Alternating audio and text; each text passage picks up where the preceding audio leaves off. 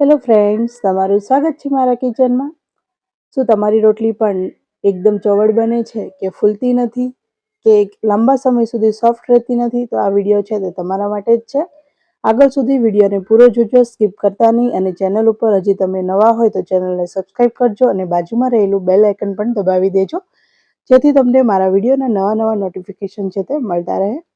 તો આ રીતના આપણે એક વાસણ લઈ તેમાં 1.5 વાટકા જેટલો લોટ છે તેને ચાળી લેશું। પછી તમે ઘરમાં જેટલા સભ્યો હોય અને જેટલી રોટલી બનાવતા હોય એ પ્રમાણે તમારે લોટ જાજો કે વધારે લઈ લેવાનો છે। તમે વધારે કે ઓછો લોટ લઈ શકો છો। અહીંયા આપણે લોટમાં મીઠું છે તે ખાસ એડ કરવાનું છે। ઘણા લોકો છે તે રોટલીના લોટમાં મીઠું એડ કરતા નથી, જેથી રોટલી છે તે લાંબા સમય સુધી સોફ્ટ રહેતી નથી। તો અહીંયા સ્વાદ પ્રમાણે મીઠું એડ કરીશું અને 1 ચમચી જેટલું તેલ એડ કરીશું। સારી રીતના તેલ, મીઠું અને લોટને મિક્સ કરી લેશું। પછી આ રીતના જરૂર પ્રમાણે પાણી એડ કરતા જશું અને લોટને સારો એવો સોફ્ટ એવો લોટ આપણે બાંધી લેશું। તો આ રીતના લોટ બાંધવાની જ ખૂબી છે। જો તમે આ રીતના લોટ બાંધશો ને તો તમારી રોટલી છે તે એકદમ સોફ્ટ બનશે, ઉફીને દડા જેવી થશે અને લાંબા સમય સુધી રોટલી સોફ્ટ રહેશે। તો આ રીતના આ ખાસ ટિપ્સથી તમે લોટ જરૂર બાંધજો।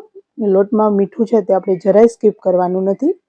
તો આ રીતના લોટને આપણે ભેગો કરી લીધો છે અને હવે આપણે હાથમાં થોડું તેલ લગાવી આ રીતના લોટને 2 થી 3 મિનિટ માટે મસળી લેશું, જેથી લોટમાં સારી એવી એક લચક આવશે અને ચીકાશ પકડશે લોટ, જેથી રોટલી છે તે વણવામાં બિલકુલ ફાટશે નહીં અને એકદમ સોફ્ટ રોટલી બની અને તૈયાર થશે।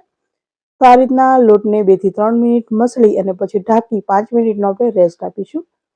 5 મિનિટ પછી તમે જોઈ શકો છો લોટનો કલર છે તે ચેન્જ થઈ ગયો છે। હલકો એવો લોટ છે તે આ રીતના ફૂલી પણ ગયો છે અને સરસ એવો લચીલો સોફ્ટ થઈ ગયો છે।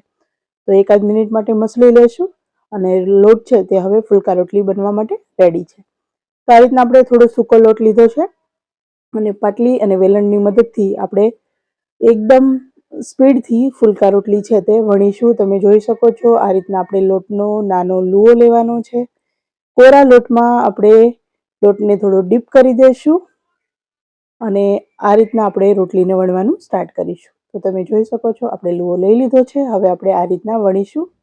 તો આ રીતના તમે આ સ્ટીપથી લોટ બાંધશો તો તમારી રોટલી છે તે જરાય ફાટશે નહીં, પાટલી સાથે ચોટશે નહીં।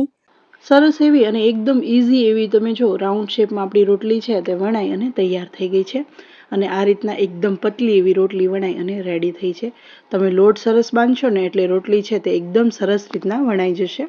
હવે આપણે રોટલીને શેકી લઈએ। તો અહીંયા આપણે ગેસ ઉપર એક રોટલી શેકવાની તવી મૂકી છે। હલકી એવી તવી ગરમ થાય એટલે આપણે રોટલી નાખી દઈશું અને રોટલીમાં હલકા એવા બબલ્સ આવવા લાગે એટલે આપણે રોટલીનું જે પડખું છે તે ચેન્જ કરી દેવાનું છે। તો તમે જો આ રીતના રોટલી છે તેમાં હલકા બબલ્સ થયા એટલે આપણે એની સાઈડ છે તે ચેન્જ કરી દેવાની છે। બીજી સાઈડથી પણ આપણે એવી રીતના જ કરશું। હલકી એવી રોટલી શેકાય એટલે આપણે એને લઈ અને આ રીતના ગેસ ઉપર ચીપિયાની મદદથી શેકી લેશું। તો આ રીતના આપણે ફેરવતા બધી સાઈડથી સારી રીતના રોટલીને શેકી લેવાની છે। તો તમે જો રોટલી આપણી સરસ એવી ઉફી અને દડા જેવી થઈ ગઈ છે અને સારી રીતના બંને સાઈડથી શેકી લેવાની છે। આ રીતના રોટલી બનાવશો એટલે રોટલી છે તે લાંબા સમય સુધી સોફ્ટ રહેશે। અહીંયા હું તમને બીજી રોટલી પણ શેકીને બતાવું છું।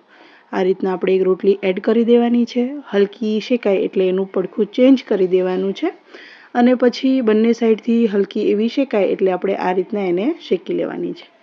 તો એકવાર આ રીતના રોટલી જરૂર બનાવો।